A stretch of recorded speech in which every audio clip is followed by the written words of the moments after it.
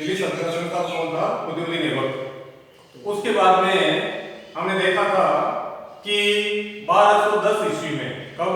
1210 ईस्वी में लाहौर में चौगान या पोलो होता है ना, जो घोड़ों पे बैठ के खेला जाता है, चौगान खेलते हुए जो है वो घोड़े से गिर गया और वहां उसकी मृत्यु हो गई। और मैंने जैसे आपको बताया था कि कहा जाता है कि कुतुबुद्दीन ऐबक के कोई संतान नहीं थी, पुत्र नहीं था, संतान को भी कहा जाता है, 3 लड़कियां थी लेकिन उनसे संतान नहीं थी। कुछ इतिहासकार मानते हैं कि उसके एक लड़का था, उसका नाम आराम सा था, तो इसके बारे में थोड़ा विवाद है, लेकिन फिर भी जो है हम आराम साहब को जो है उसका उत्तराधिकारी मान के अध्ययन करते हैं। तो उसके बाद जो है कुतुबुद्दीन ऐबक की 1210 में मृत्यु के बाद आराम साहब जो है गद्दी पर बैठता है। कौन बैठता है? आराम साहब। और कहां पे बैठता है? लाहौर में। लाहौर के जो अमीर वगैरह होते हैं वो उसको इनवाइट करते हैं और उसको शासन सत्ता समझाते हैं।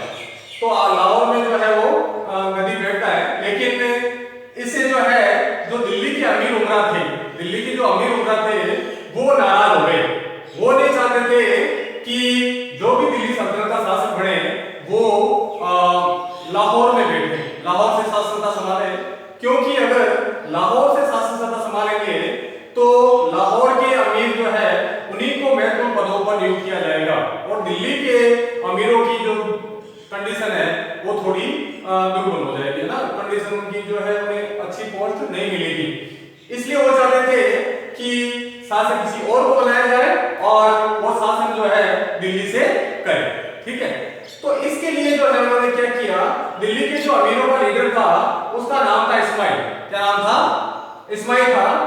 इस्माइल जो है इल्तुतमिश को आमंत्रित करता है। किसको आमंत्रित करता है? इल्तुतमिश को। और इल्तुतमिश जो है वो आता है और दिल्ली की शासन सत्ता संभालता है। ठीक है, अब हम ये तो हमने जान लिया, अब थोड़ा हम इल्तुतमिश के बारे में, थोड़ा जीवन परिचय के बारे में जान लेते हैं कि इल्तुतमिश था कौन, है ना, क्या उसने जो है प्रोग्रेस कैसे की, इसके बारे में हम देख लेते हैं। तो इल्तुतमिश जो था वो तुर्किस्तान का रहने वाला था। कहां का रहने वाला था? तुर्किस्तान का रहने वाला था और इल्बारी तुर्क था। कौन सा तुर्क था? इल्बारी। इल्बारी वंश का था। उसका वंश कौन सा था? इल्बारी। तुर्क जो है, तुर्की उनका जो वंश था, जाति उसकी इल्बारी थी। जैसे जातियां होती है ना, एक जात में और गोत्र वगैरह होती है, वैसे उसकी इल्बारी गोत्र थी, है ना, इल्बारी। जैसे कुतुबुद्दीन की को कुतुबी वंश कहा जाता है ना, वैसे इसका इल्बारी तुर्क था। कौन सा तुर्क था? इल्बारी तुर्क था, है ना।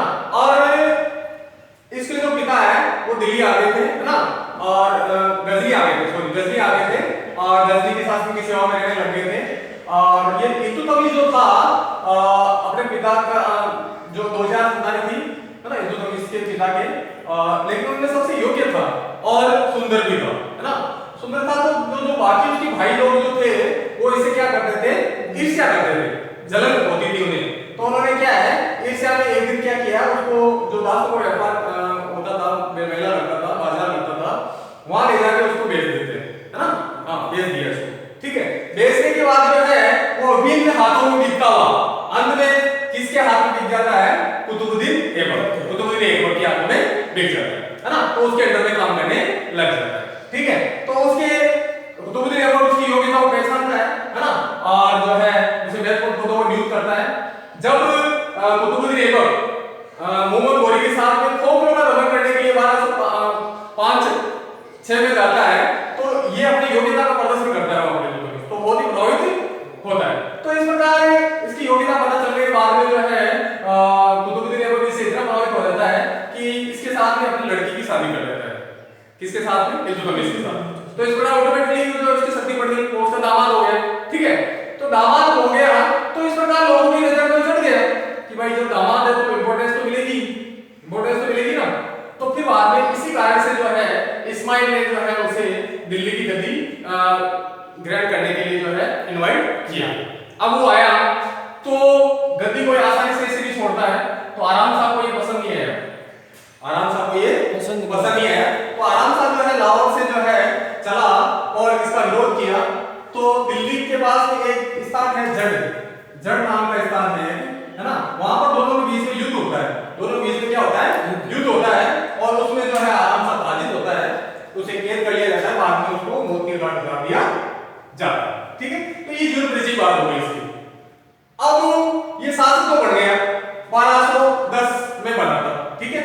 तो आराम से क्या किया था, 7-8 महीने शासन किया था, ठीक है, थोड़े समय के लिए। तो 12-10 में ये शासन बढ़ गया था, लेकिन शासन तो बढ़ गया था, लेकिन उसके लिए ये काम आसान नहीं था। शासन सत्ता को संभाले रखना, शासन को चलाना, है ना, आसान काम नहीं था, उसके बहुत ज्यादा कठिनाई थी। अब बात आती है कठिनाई थी क्या, ठीक है। तो उनमें कठिनाइयों में जो बात कर रहे हैं, पहली बात आती है आपके नासिरुद्दीन कुबाचा। नासिरुद्दीन कुबाचा मैंने आपको बताया था, मोहम्मद गोरी के टाइम में बताया था कि मोहम्मद गोरी जब मरा था तो उसके 3 जो सरदार है, सेनानायक है, वो बहुत इंपॉर्टेंट थे। नासिरुद्दीन कुबाचा, ताजुद्दीन यल्दौज और कुतुबुद्दीन ऐबक। कुतुबुद्दीन ऐबक जो है दिल्ली का शासक था, ठीक है, और आपके सिंध और मुल्तान का जो है आपके नासिरुद्दीन कुबाचा था, और गजनी का ताजुद्दीन यल्दौज था, ठीक है, ये थे। और ये जो है कुतुबुद्दीन ऐबक के काल में भी उन्होंने विरोध किया था, लेकिन कुतुबुद्दीन ऐबक ने आपको बताया कि कैसे उनके साथ एडजस्टमेंट किया था। मैंने बताया था आपको कि उसने क्या किया, नासिरुद्दीन कुबाचा और ताजुद्दीन यल्दौज के साथ में वैवाहिक संबंध स्थापित किए, वैवाहिक संबंध स्थापित किए, और उस समय जो है एडजस्टमेंट चल गई। लेकिन जैसे ही कुतुबुद्दीन ऐबक की मृत्यु हुई, वैसे ही उन्होंने जो है वापस प्रयास करना शुरू कर दिया दिल्ली को हथियाने के लिए। वो सोचते थे कि भाई वास्तविक अधिकारी तो हम ही हैं, क्योंकि हम ही मोहम्मद गोरी के टाइम से चले आ रहे हैं, महत्वपूर्ण अमीर थे, और ये इसमें इल्तुतमिश कहां से आ गया, इसमें इल्तुतमिश कहां से आ गया, तो उसका विरोध करने लगे, ठीक है। तो इस प्रकार जो है ये समस्या कार्य कर रहे थे नासिरुद्दीन कुबाचा, जो सिंध और मुल्तान का शासक था, है ना, सिंध और मुल्तान का शासक था। और जब आराम शाह की मृत्यु हुई तो नासिरुद्दीन कुबाचा ने लाहौर पर भी अधिकार कर लिया, ठीक है, सॉरी, आराम शाह की मृत्यु हुई तब उसने क्या कर लिया, लाहौर पर भी अधिकार कर लिया। इसके बाद दूसरा जो था वो समस्या थी ताजुद्दीन यल्दौज की। ताजुद्दीन यल्दौज, ताजुद्दीन यल्दौज मैंने जो आपको बताया कि ताजुद्दीन यल्दौज कहां का शासक था, गजनी का, और गजनी का शासक था। वो अपने आप को जो है मोहम्मद गोरी का उत्तराधिकारी मानता था, और वो दिल्ली के अपना अधिकार मानता था, क्योंकि दिल्ली तो मेरी है, ठीक है। इसके अलावा जो है और व्यक्ति था, वो था अली मर्दान खान। अली मर्दान का कहां का शासक था, बंगाल का। अली मर्दान का कहां का शासक था, बंगाल का, ठीक है। बंगाल का जो शासक था, मैंने बताया था आपको कि कुतुबुद्दीन ऐबक के समय अली मर्दान खान ने विद्रोह कर दिया था, है ना, फिर बाद में जो है उसके विद्रोह को खलजी सरदारों ने दबा दिया था। मोहम्मद गोरी के समय तो बख्तियार खलजी ने बंगाल और बिहार में जीता था, मैंने आपको बताया था। मोहम्मद गोरी टाइम में बख्तियार खलजी ने जो है बंगाल और बिहार में जीता था, और नालंदा, विक्रमशिला जो विश्वविद्यालय थे उनको नष्ट कर दिया था, मैंने आपको बताया था। लेकिन उसके बाद में अली मर्दान का, बख्तियार खलजी बाद में अली मर्दान का बनता है ना, अली मर्दान का, लेकिन वो खलजी सरदार होते हैं बंगाल और बिहार के, वो इसे लायक नहीं करते और उसके खिलाफ विद्रोह करते हैं, उसे भगा देते हैं। ये बात कुतुबुद्दीन ऐबक के पास में आता है, लेकिन कुतुबुद्दीन ऐबक जो है उसे एडजस्टमेंट कर लेता है और उसको जो है बंगाल का शासन सौंप देता है, और वो जो है दिल्ली के नेता स्वीकार कर लेता है। लेकिन उसके बाद में अली मर्दान खान के बाद में जो है जो शासक बनते हैं वो विद्रोह कर देते हैं। तो ये उन्होंने भी एक प्रकार से जो है कठिनाई पैदा कर दी इल्तुतमिश के सामने, ठीक है। तो ये कुछ कठिनाई थी। अब बात आती है कि उन्होंने कठिनाई का निवारण कैसे किया, कठिनाई का निवारण कैसे किया। तो कठिनाई निवारण के बारे में हम देखते हैं कि पहली जो इसकी कठिनाई थी, जैसे हम बात कर लेते हैं सबसे पहले ताजुद्दीन यल्दौज की। किसकी बात कर लेते हैं, ताजुद्दीन यल्दौज, ठीक है। तो ताजुद्दीन यल्दौज मैंने बताया था आपको कि कहां का शासक था, गजनी का। ताजुद्दीन यल्दौज कहां का शासक था, गजनी का, ठीक है। और मैंने यही बताया था कि कुतुबुद्दीन ऐबक के समय और मोहम्मद गोरी के समय जो सबसे बड़ी समस्या थी उनके लिए वो क्या थी, ख्वारिज्म। ख्वारिज्म जो है कहां पर है, ईरान।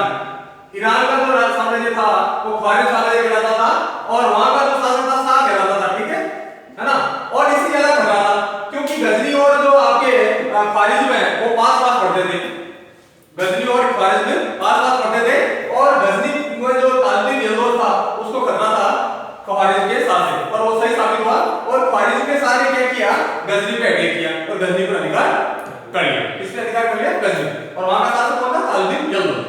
अब जब गजनी पे उन्होंने अधिकार कर लिया तो फिर क्या है, ताजुद्दीन यल्दौज वहां से भाग गया, बाकी वहां पर आ गया, इधर पंजाब साइड में आ गया, पास में तो है अफगानिस्तान और पाकिस्तान, पाकिस्तान तो इंडिया का पार्ट था, ठीक है, यहां पर आ जाता है, ठीक है। वहां पर आकर जो है वो लूटपाट शुरू कर देता है, ठीक है। और पंजाब क्षेत्र में किसका अधिकार था, सिंध मुल्तान क्षेत्र में किसका अधिकार था, नासिरुद्दीन कुबाचा का, तो कुछ क्षेत्र में उसको अधिकार कर लेता है, ठीक है। तो इस प्रकार की बाद में इल्तुतमिश का उसकी तरफ ध्यान रहता है, और उनके बीच में लड़ाई होती है, उनके बीच में लड़ाई होती है, किनके बीच में, ताजुद्दीन यल्दौज और कब होती है? 1215 में। कब होती है? 1215 में। कौन सी लड़ाई होती है? त्राइन की। त्राइन का तृतीय। दो तो हमने पढ़ी थी, दो के बारे में जनरली सब जानते हैं। हाँ, मोहदोरी और बटला चौहान के बीच में हुए थे। त्राइन का पहला युद्ध 1191 में, दूसरा 1192 में। लेकिन तीसरा जो त्राइन का युद्ध है वो हुआ था 1215 में। और वो कब किसके बीच में हुआ था? ताजुद्दीन यल्दौज और इल्तुतमिश के बीच में ये युद्ध हुआ। और इसमें जो है ये पराजित हो गया और ताजुद्दीन यल्दौज। तो इस प्रकार इसकी एक समस्या खत्म हो गई। अब बात आती है आपके ना इसकी क्या बोलते हैं, नासरुद्दीन कुबाचा की। नासरुद्दीन कुबाचा की। तो नासरुद्दीन कुबाचा की जो बात आ गई है, नासरुद्दीन कुबाचा सिंध और मुल्तान का शासक था और वो भी अपने आप को दिल्ली का मालिक मानता था। ठीक है, तो उसने भी जो है जब आराम शाह की मृत्यु हुई तो उसने लाहौर पर अधिकार कर लिया था। लाहौर पर अधिकार कर लिया था। और इससे पहले एक और समस्या आई थी और जिसने जो है इसकी समस्या को आसान कर दिया, मतलब उसका समाधान आसान कर दिया। ठीक है, और वो समस्या क्या थी? आपके आई थी 1220 में जो है 1220-21 में जो है क्या आती है? मंगोल आक्रमण होता है। क्या होता है? मंगोल आक्रमण। मंगोल आक्रमण होता है। ठीक है, मंगोल आक्रमण के बारे में आप जानते हैं, थोड़ा मंगोल के बारे में जान लेते हैं। मंगोल जो थे बहुत ही बर्बर जाति थी, बहुत ही बर्बर जाति थी, है ना। और वो जो है लूटपाट हत्यारा से मतलब डेली काम था, है ना, रोज जो है ये काम करते रहते थे। ठीक है, तो वो जो है आपके उनका मंगोलों जो शासक था उसका नाम था चंगेज खान। क्या नाम था? Genghis Khan. उसने जो है काफी बड़े क्षेत्र को जो है उसने तबाह कर दिया था। और ये आपके जो है चीन के पास एक देश है मंगोलिया, वहां का रहने वाला था। चीन के पास एक देश है मंगोलिया, वहां का रहने वाला था। उसने क्या किया कि आपके इस पे अटैक कर दिया। किस पे? ख्वारिज्म के साथ। किस पे अटैक कर दिया? ख्वारिज्म के साथ। ख्वारिज्म के साथ पहले अटैक किसने किया? ताजुद्दीन यल्दौज पे, जो गजनी शासक था। लेकिन शेर का स्वाद से मिलता है। अब इसमें ख्वारिज्म के साथ किस पर अटैक कौन कर देता है? Mongol, Genghis Khan. Genghis Khan attack कर देता है। और जब ये अटैक करता है इसके ऊपर तो ये भी भाग करना आता है, इंडिया में आता है। इंडिया में आता है। ठीक है, और ख्वारिज्म का साथ जो आता था वो तो उधर भाग जाता है कैसे साबित की तरफ। लेकिन उसका जो पुत्र था ख्वारिज्म के साथ, उसका नाम था जलालुद्दीन मकबर्नी। क्या नाम था? जलालुद्दीन मकबर्नी था। ठीक है, मकबर्नी था। वो भागकर इधर आता है इंडिया की तरफ से। इंडिया की तरफ आता है और इल्तुतमिश के पास एक दूत भेजता है। क्या भेजता है? दूत भेजता है और उसे कहता है कि भाई साहब हम संकट में हैं, आप भी मुसलमान मैं भी मुसलमान, है ना, एक सौधर्मी की सहायता करना आपका धर्म है, इसलिए मेरे पीछे चंगेज का पड़ा है। ठीक है, आप मुझे शरण दे दीजिए। लेकिन इल्तुतमिश ने कहा कि भाई अभी तो ये दिल्ली सल्तनत बनी है, अभी तो पैदा हुई है ना। कब हुई? 1206 में, है ना, 1206 में हुई थी। और अभी कौन सा 15 साल में कौन सा सेट होता है साम्राज्य? तो उसने कहा भाई साहब आपके लिए जो है हमारे यहाँ की जलवायु ठीक नहीं है, ना, आपको जो है आप रखने जाओ, है ना। तो वो जो है मृत्यु जवाब दे दिया, है ना। तो इस प्रकार अगर ये जो इल्तुतमिश इसको शरण दे देता मकबर्नी को, चंगेज का बहुत खतरनाक था, अगर वो इसको शरण दे देता तो चंगेज का क्या करता? इसके ऊपर अटैक करता तो इसको तबाह कर देता, तो दिल्ली सल्तनत बढ़ने से पहले निकल जाए। तो इसने जो है बुद्धिमानी का कार्य किया और उसने जो है मतलब आपके वापस वो चला गया। तो मकबर्नी वापस रिटर्न हुआ तो उसके साथ साथ ये चंगेज का भी चला गया। तो उसने एक बहुत बड़े संकट को जो है दिल्ली सल्तनत को बचा लिया, बहुत बड़े संकट से। ठीक है, जब ये मंगोल और मकबर्नी आए थे तो ये कौन से क्षेत्र में धमाचौकड़ी कर रहे थे? सिंध और मुल्तान क्षेत्र में। सिंध और मुल्तान क्षेत्र में जो आपके शासक था वो था नासरुद्दीन कुबाचा। तो जब वो वहां पर लूटपाट कर रहे थे तो कमजोर कौन हो रहा था? नासरुद्दीन कुबाचा।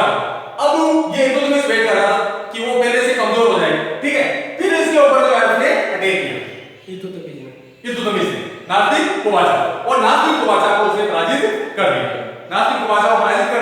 और फिर बाद में पराजित होकर जब वो भाग रहा था तो सिंधु नदी में जो है डूबने से उसकी मौत हो गई।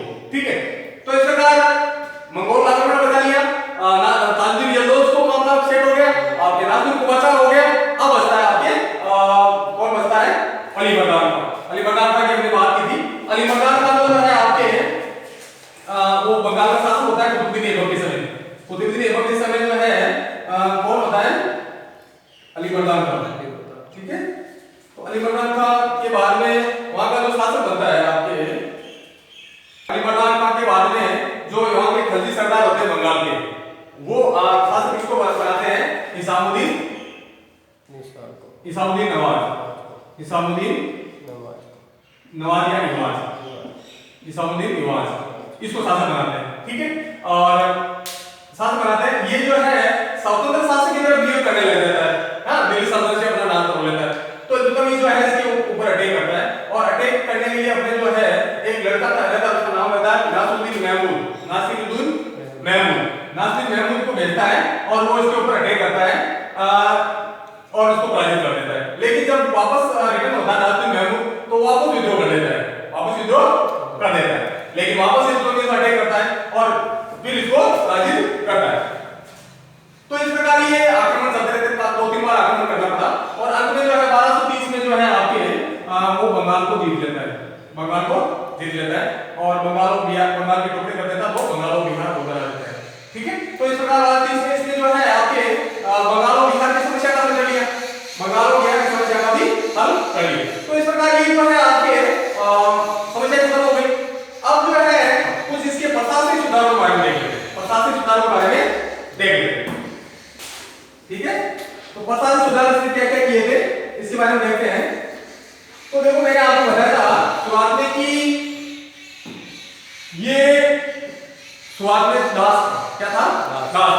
ठीक है, और दास होता है तो उसको जो है जनता थोड़ी हेय नजर से देखती है कि नौकर है, कि आई है कि नौकर है, नौकर तो उस हिसाब से देखती है। ठीक है, और जब नौकर शासक बन जाता है तो ये बात लोगों के गले नहीं उतरती है ना, और काफी टाइम तक जो अमीर वगैरह थे, बड़े बड़े जो लोग थे, उनके गले नहीं उतरी। ठीक है, और उन्होंने विद्रोह करना शुरू कर दिया। तो उसने जो है उनको ठीक करने के लिए, उनको जो है एडजस्ट करने के लिए उसने क्या किया कि भाई आप विद्रोह करेंगे तो मैं एक अलग से गुट बनाऊंगा। तो उसने एक अलग गैंग बना ली कि आप तो हमारा साथ नहीं दे रहे हो, तो हम क्या करते हैं, एक अलग गैंग बनाएंगे। और उसने जो है एक 40 गुलामों का एक दल बनाया, 40 गुलामों क्या बनाया, एक दल बनाया, 40 गुलामों का, जिससे तुर्कान ए चहलगानी, तुर्कान ए चहलगानी,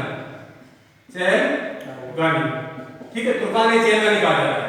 ठीक है, ये जो है 40 गुलामों का दल था, कितना का दल था, 40 गुलामों का दल था।